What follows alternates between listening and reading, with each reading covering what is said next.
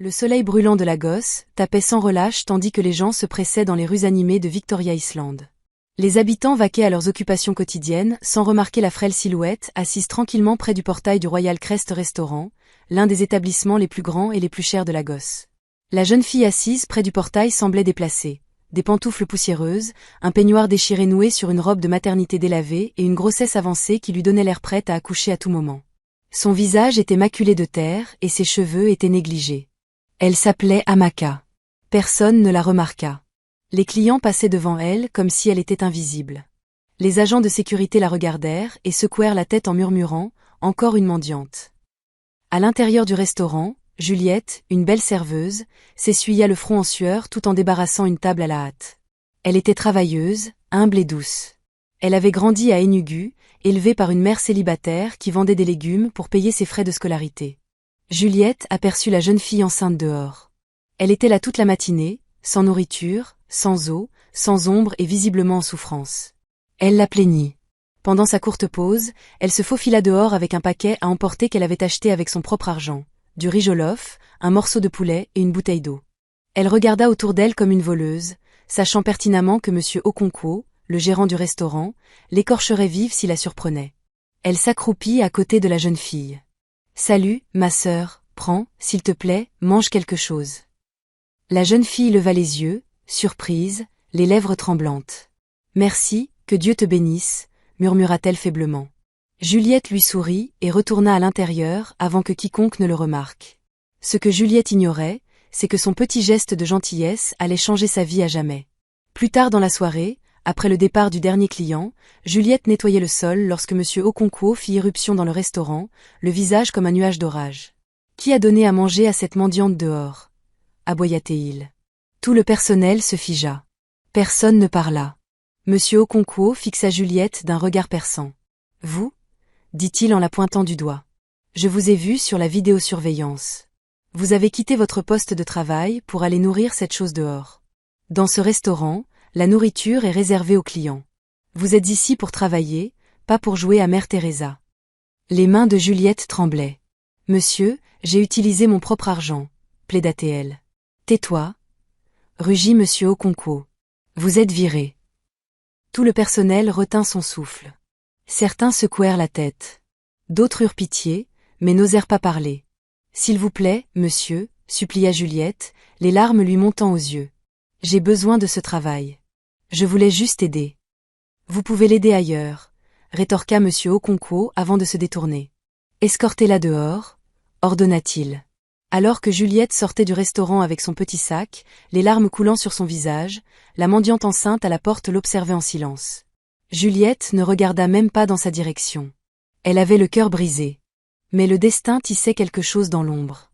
Ce que personne ne savait, c'est que la mendiante dehors n'était pas n'importe quelle fille des rues. C'était Amaka Umar, la fille perdue depuis longtemps du chef Kenneth Umar, le PDG milliardaire qui possédait le Royal Crest Restaurant et plus de 10 autres entreprises à travers le Nigeria. 17 ans plus tôt, le chef Umar avait signalé la disparition de sa fille après la mort de sa femme dans un tragique accident. Ils avaient voyagé à Abuja lorsqu'ils avaient eu un accident qui avait coûté la vie à Madame Umar et laissé le chef Umar inconscient pendant 3 jours. Étonnamment, Amaka, alors âgée de 3 ans, n'avait pas été retrouvée sur les lieux de l'accident. Il l'avait cherchée pendant des mois, mais sans succès. Beaucoup pensaient que la petite fille était morte. Mais la voilà, après 17 ans, brisée, enceinte, mendiant à la porte du restaurant de son père, et personne ne savait que le simple acte de gentillesse de Juliette était la première lumière qui avait atteint Amaka depuis des mois. Peu après le départ de Juliette, il se mit à pleuvoir. Cette nuit-là, la pluie était impitoyable. Elle tombait en trombe, lavant les rues de Lagos et faisant déborder les caniveaux. Juliette était assise sous un petit abri en zinc, devant un kiosque fermé en bord de route. Son uniforme était trempé. Son sac était serré contre sa poitrine comme un bébé. Ses yeux étaient gonflés à force de pleurer. Après que M. Okonkwo l'eut renvoyée ce soir-là, Juliette n'avait pas assez d'argent pour retourner à Ojota, où elle vivait. Elle avait espéré obtenir un prêt auprès de ses collègues, car le peu de monnaie qui lui restait après avoir acheté de la nourriture pour la jeune fille enceinte plus tôt dans la journée ne suffisait même pas pour un trajet en bus. Même si elle retrouvait son chemin, comment ferait-elle face à sa propriétaire, avec un loyer dû dans 2 semaines et aucun emploi pour payer ?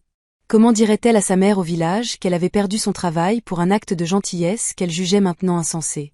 Trop honteuse et trop confuse, elle resta assise sous le petit abri au bord de la route, regardant la pluie tomber. Elle frissonna et serra son sac plus fort, se demandant comment le monde pouvait être si injuste.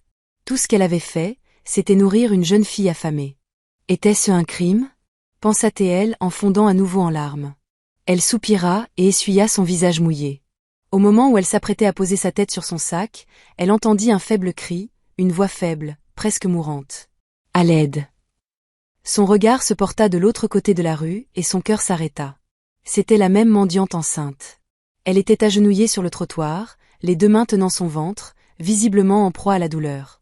La pluie trempait sa robe fine, et elle semblait sur le point de s'effondrer à tout moment. Sans réfléchir, Juliette se leva d'un bond et traversa la rue en courant. « Et, qu'est-ce qui se passe » cria-t-elle en s'agenouillant à côté d'elle. « Je crois que le bébé arrive » murmura Amaka, ses dents claquant sous le froid. Le cœur de Juliette s'emballa.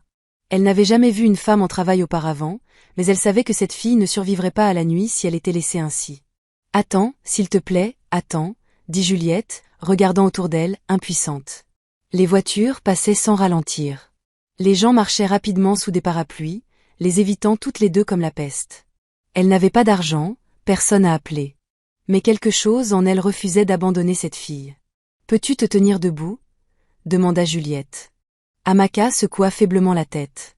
Juliette serra les dents, essuya la pluie de son visage et souleva doucement Amaka sur ses pieds, la soutenant comme une sœur. Ensemble, elles trébuchèrent sur la route, les vêtements de Juliette trempés, son cœur battant à tout rompre. Après ce qui leur sembla des heures, elles atteignirent une petite pharmacie. Juliette frappa à la porte en criant « S'il vous plaît, aidez-nous ». Une femme d'âge moyen ouvrit la porte. « Qu'y a-t-il » demanda-t-elle, l'air inquiète. « S'il vous plaît, maman, » supplia Juliette, « elle est en travail.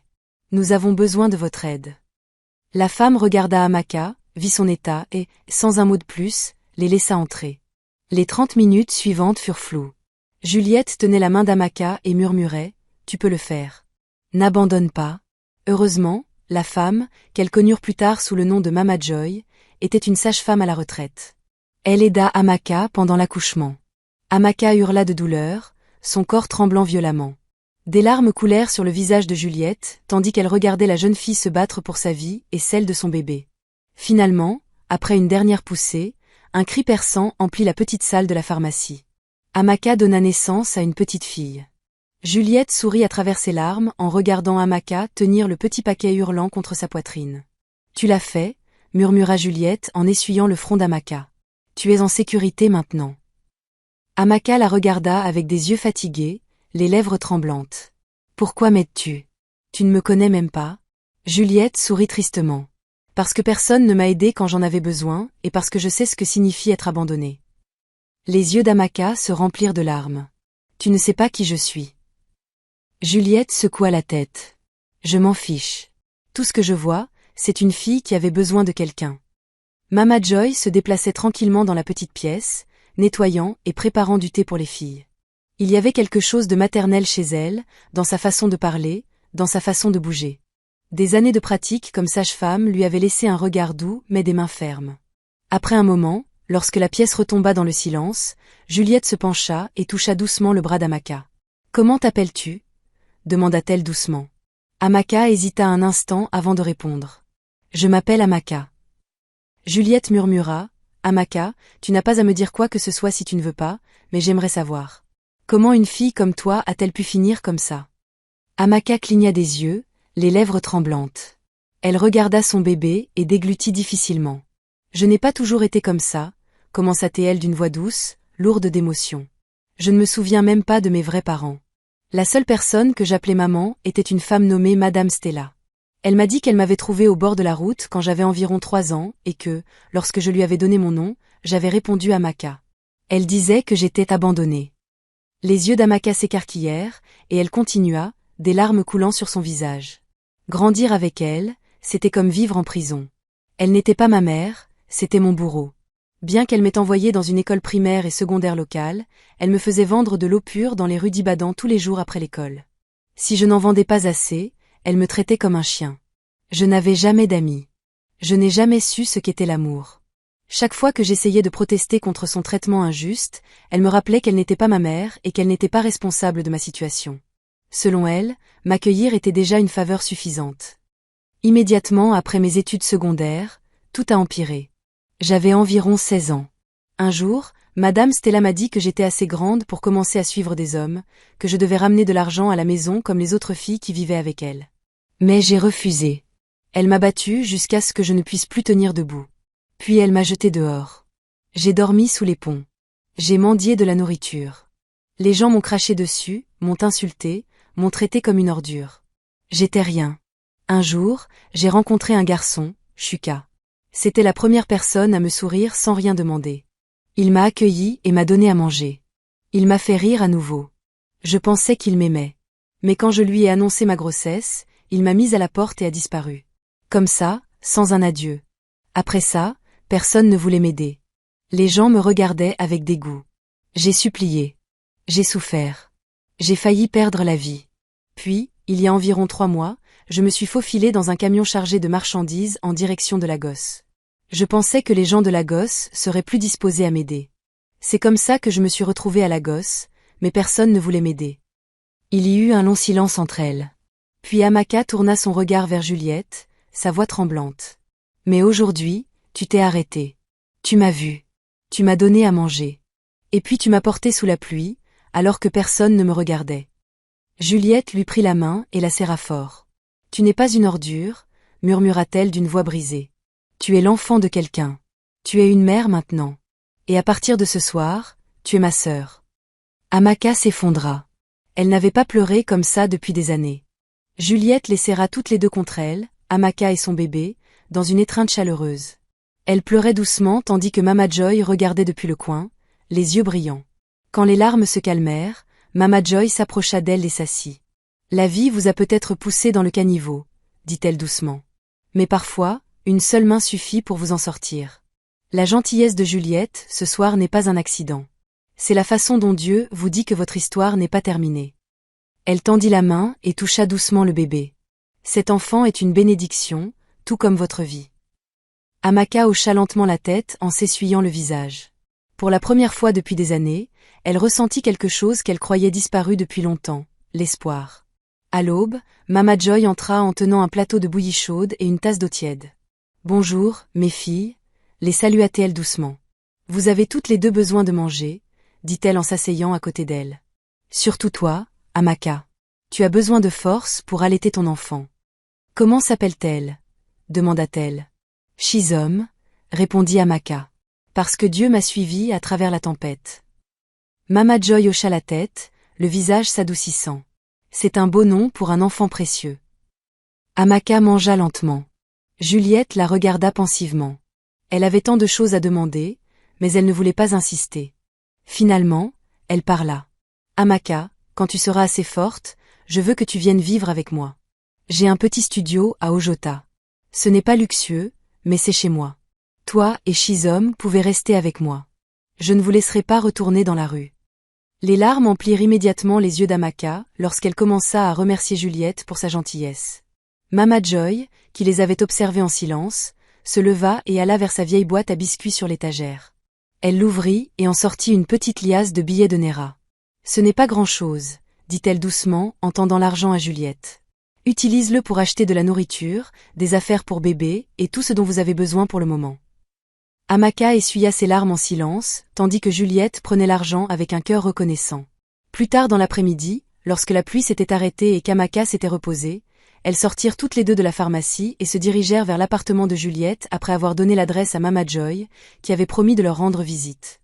Elles montèrent dans un bus et commencèrent leur voyage de retour vers Ojota. Elles arrivèrent à la petite chambre louée par Juliette. « C'est ici que je vis », dit doucement Juliette. « Ce n'est pas grand-chose, mais à partir d'aujourd'hui, c'est aussi ta maison. » Alors qu'Amaka était assise sur le matelas, Shizom dormant paisiblement dans ses bras, elle regarda autour d'elle dans la petite pièce humble et murmura « Je n'ai jamais eu d'endroit que je puisse appeler chez moi jusqu'à présent. » Juliette sourit, la gorge serrée d'émotion. Ce soir-là, elles s'endormirent toutes les deux, et Amaka se sentit chez elle pour la première fois depuis longtemps. Les jours qui suivirent ressemblèrent à un nouveau départ, mais ce ne fut pas sans difficulté. Chaque matin, Juliette se levait tôt pour aller chercher de l'eau et nettoyer la petite chambre pendant qu'Amaka allaitait bébé Shizom. Leur routine devint simple mais sacrée. Faire bouillir de la bouillie, laver les vêtements de bébé et s'asseoir tranquillement sous le faible ventilateur de plafond, partageant des histoires de douleur, de rire et de survie. Amaka guérissait, mais pas seulement de son accouchement. Elle guérissait d'années de rejet, d'abandon et de chagrin. Certaines nuits, Juliette se réveillait et trouvait Amaka assise en silence dans le noir, les yeux fixés sur son bébé, des larmes coulant doucement sur ses joues. L'argent que Mama Joy leur avait donné les aidait à acheter l'essentiel, quelques vêtements pour bébé, de la nourriture et des petits objets pour simplifier la vie. Juliette avait dépensé chaque naira, sacrifiant ses propres besoins pour s'assurer qu'Amaka et Shizom soient à l'aise. Cependant, les choses n'étaient pas faciles pour Juliette non plus. Sans son emploi au Royal Crest Restaurant, elle n'avait pas de revenus stables. Elle essayait de faire de petits travaux de ménage et aidait une voisine au marché local en échange de peu d'argent. Un après-midi, alors qu'elles étaient assises devant l'appartement, Amaka se confia enfin sur quelque chose qu'elle portait dans son cœur. Madame Stella m'a toujours dit que j'avais été trouvée sur le bord de la route quand j'avais 3 ans. Mais parfois, je rêve d'une grande maison, d'un homme à la voix grave et d'une femme qui me chantait des chansons. Je ne sais pas si c'est réel ou si mon esprit essaie juste de me faire sentir mieux. Amaka, dit doucement Juliette, peut-être que ces rêves signifient quelque chose. Peut-être qu'il y a plus dans ton histoire. Amaka faisait le même rêve presque toutes les nuits. Une grande maison, un homme qui l'appelait et le rire d'une femme. C'était si réel, et à chaque fois qu'elle faisait ce rêve, elle se réveillait en pleurant. Quelques jours plus tard, alors que la vie continuait doucement, une visiteuse inattendue frappa à leur porte. C'était Mama Joy. Elle était venue voir comment elles allaient, portant un petit sac de nourriture. « Comment allez-vous, mes filles ?» demanda-t-elle chaleureusement en s'installant sur la chaise en plastique dans la petite pièce. Juliette sourit. « Nous allons bien, maman. Dieu nous aide. » Pendant qu'elle discutait, Amaka mentionna à nouveau son rêve récurrent. Mama Joy écouta attentivement. « Madame Stella a-t-elle déjà mentionné où elle t'a trouvé ?» demanda-t-elle. Amaka secoua la tête. Elle a juste dit qu'elle m'avait vue sur le bord de la route à Ibadan. Mama Joy avait l'air pensive. « As-tu une marque sur ton corps, quelque chose d'unique ?» Amaka marqua une pause. Sur son bras se trouvait une petite tache de naissance pâle en forme de demi-lune. « J'ai ça depuis aussi longtemps que je me souvienne, » murmura-t-elle. Les yeux de Mama Joy s'écarquillèrent légèrement, mais elle dissimula rapidement sa surprise. « Je connaissais quelqu'un, » dit-elle doucement, presque pour elle-même. Un homme, sa fille avait la même tache de naissance. C'était il y a longtemps. Son esprit avait déjà commencé à relier des points auxquels elle n'avait pas pensé depuis des années. Après son départ, ce soir-là, Juliette remarqua qu'Amaka ne pouvait s'empêcher de fixer son bras, traçant la petite tache de naissance du doigt. La semaine suivant la visite de Mama Joy à leur appartement, elle n'était plus elle-même depuis qu'elle avait vu la tache de naissance d'Amaka. Elle s'assit, regardant tranquillement les 2 jeunes femmes devant elle, comme une mère sur le point d'annoncer une nouvelle importante. « Il y a quelque chose que je dois vous dire à toutes les deux », commença-t-elle d'une voix douce mais sérieuse. Juliette et Amaka échangèrent un regard, le cœur battant la chamade. « Il y a des années, » continua Mama Joy, « je travaillais comme sage-femme à l'hôpital de Victoria Island. J'avais de nombreux clients fortunés qui m'invitaient chez eux. Il y avait une famille en particulier, la famille Umar. Le chef Kenneth Umar était un homme imposant, très riche. Il avait une fille, son unique enfant. C'est moi qui ai accouché de ce bébé. Ce bébé avait une tache de naissance en forme de demi-lune, exactement comme la tienne, au même endroit. » Elle marqua une pause, sa voix tremblant légèrement. Il se rendit avec sa famille à Abuja. Sur le chemin, il y eut un terrible accident. La femme du chef Umar perdit la vie, tandis que le chef lui-même resta inconscient pendant des jours. Ceux qui l'avaient secouru et emmené à l'hôpital dirent n'avoir vu aucun enfant sur les lieux de l'accident. C'est ainsi que leur petite fille, âgée d'environ 3 ans, disparut sans laisser de traces. Pendant des années, ils cherchèrent partout. Je n'y avais pas vraiment repensé, jusqu'à ce que je voie ta tache de naissance. Mama Joy continua, ses yeux posés sur Amaka. Et la façon dont tu décrivais tes rêves, la grande maison, la voix de l'homme, le rire de la femme, tout cela semblait familier. Le cœur de Juliette battait fort dans ses oreilles. Êtes-vous en train de dire qu'Amaka pourrait être la fille perdue du chef Umar? Mama Joy hocha doucement la tête. Je ne peux pas en être sûre, mais mon cœur me le dit. La pièce devint silencieuse, le poids de cette possibilité s'abattant sur elles toutes les 3. Juliette s'éclaircit la gorge et s'essuya les yeux. Qu'est-ce qu'on fait maintenant? Je vais me renseigner, dit Mama Joy. Il y a une femme que j'ai connue. Elle travaillait comme nounou chez les Humards. Si elle est encore en vie, elle sait peut-être quelque chose.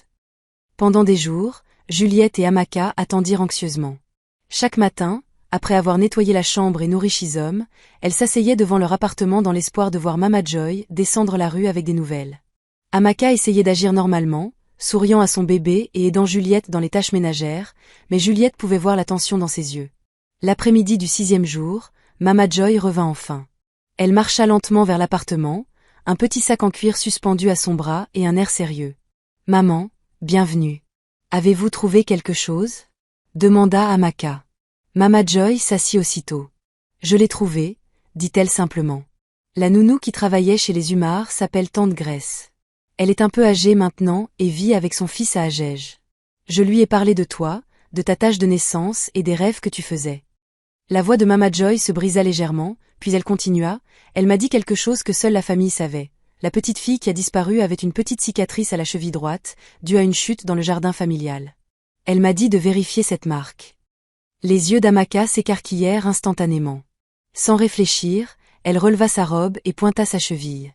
Là, il y avait une minuscule cicatrice, claire comme le jour. Elle se couvrit la bouche de la main, ses yeux se remplissant de larmes. « Il y a autre chose », dit Mama Joy, fouillant dans son sac en cuir.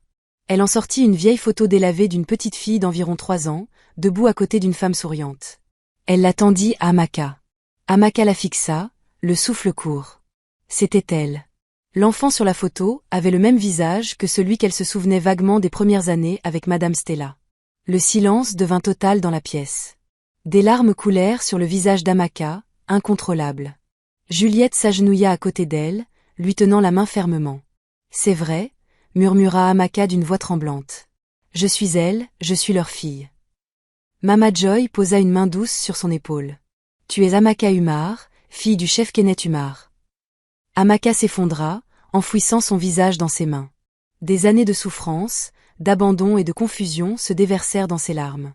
Juliette pleura à ses côtés, la serrant dans ses bras et la réconfortant. Après que les larmes se furent calmées, Mama Joy reprit la parole. « Je vais m'assurer de contacter le chef Humard pour lui annoncer la bonne nouvelle et lui faire savoir que tu es en vie et en bonne santé. » Fidèle à ses paroles, elle contacta le chef Humard grâce à l'aide de Tante Grace. Il fut bouleversé d'apprendre que sa fille était en vie. Ils se dirigèrent immédiatement vers Ojota. Lorsqu'ils atteignirent la petite propriété où vivait Juliette, Mama Joy les conduisit vers le modeste appartement de Juliette. Elle frappa doucement à la porte. Juliette et Amaka mangeaient tranquillement lorsqu'elles entendirent frapper. Juliette se leva rapidement pour ouvrir. Ses yeux s'écarquillèrent de surprise lorsqu'elle vit Mama Joy debout, à côté d'un homme riche et bien habillé qui regardait autour de lui. Son visage était tendu mais empreint de douceur. « Bonsoir, Juliette », la salua Mama Joy doucement. « Nous sommes venus voir Amaka. » Juliette s'écarta pour les laisser entrer. Au moment où le chef Humard entra, il la vit. Il resta figé sur place. Pendant un long moment, il fixa Amaka, ses yeux familiers, la courbe de sa bouche, sa façon de se tenir. « Amaka », murmura-t-il, presque pour lui-même. Les larmes lui montaient déjà aux yeux. « S'il te plaît, puis-je voir ton bras ?» demanda-t-il, la voix tremblante. Amaka remonta doucement sa manche, révélant la petite tache de naissance en demi-lune. Les larmes coulèrent sur le visage du chef Humard, tandis qu'il parlait. Les yeux d'Amaka se remplirent instantanément de larmes. « Je ne comprends pas », murmura-t-elle. Mama Joy s'avança doucement. « Ma fille, voici ton père, le chef Kenneth Humard. » Le chef Humard tendit la main, la prenant doucement mais fermement. « Tu as disparu il y a 17 ans, » dit-il, la voix brisée. « Je t'ai cherché partout, chaque jour. Je te croyais morte. » Des larmes coulaient librement sur les joues d'Amaka, ses lèvres tremblaient. Elle s'effondra complètement, tombant dans les bras de son père en sanglotant de manière incontrôlable. « Tu es tout pour moi », murmura le chef Humard, la serrant fort comme s'il ne la laisserait plus jamais partir. « Tu es ma fille. » Juliette se tenait dans un coin, les yeux remplis de larmes, bouleversée par le poids du moment. Alors que père et fille pleuraient ensemble, Mama Joy s'approcha et posa doucement une main sur l'épaule de Juliette. « Ta gentillesse l'a ramenée à la maison », murmura-t-elle. « Tu n'as pas seulement nourri une mendiante, tu as rendu à son père son enfant. » La pièce était remplie de sanglots silencieux, de guérison et de la douce douleur d'une famille perdue depuis longtemps reconstituée. Le chef Humard retourna à son manoir avec Amaka, son bébé et Juliette, tandis que Mama Joy rentrait chez elle, promettant de prendre de leurs nouvelles. Le chef Umar était plus que ravi d'être devenu grand-père.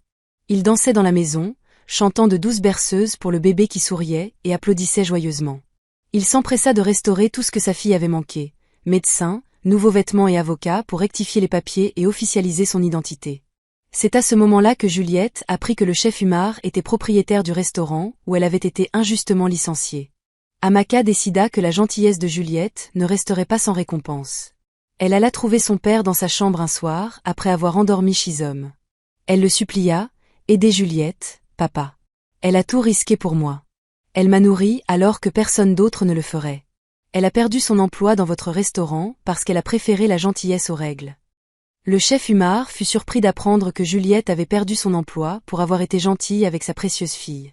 Il lui rendit son emploi dans une autre succursale de son restaurant, non pas comme serveuse cette fois, mais comme superviseuse. Ce poste comprenait tous les avantages sociaux et un logement. Il lui remit également un chèque de 5 millions de Naira pour l'aider à meubler son nouvel appartement. Juliette halta, les larmes aux yeux. « Monsieur, je ne le mérite pas. »« Vous méritez tout, » dit fermement le chef Umar. « Vous m'avez appris quelque chose que l'argent ne peut acheter, que parfois, les étrangers sont les anges dont nous ignorions avoir besoin. » Cette nuit-là, alors que Juliette était allongée dans l'une des chambres d'amis préparées pour elle dans le manoir Umar, elle ne pouvait pas dormir. Elle n'arrêtait pas de penser à la façon dont un simple acte de gentillesse, une assiette de nourriture et une oreille attentive, l'avaient amenée ici. Dehors, la nuit était calme, les étoiles scintillaient doucement dans le ciel. Dans son cœur, elle savait maintenant quelque chose avec certitude, la gentillesse ne se perd jamais.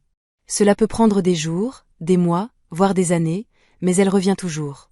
Chers téléspectateurs, vous venez d'écouter une histoire qui nous rappelle une simple vérité. La gentillesse ne coûte rien, mais elle peut tout changer. Vous ne savez peut-être jamais jusqu'où votre gentillesse ira. Vous ne verrez peut-être jamais les graines que vous semez se transformer en arbres majestueux.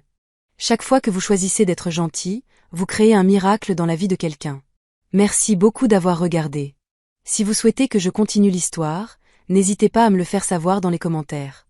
Si vous avez aimé, n'hésitez pas à aimer et à vous abonner à notre chaîne. Votre soutien est précieux pour moi.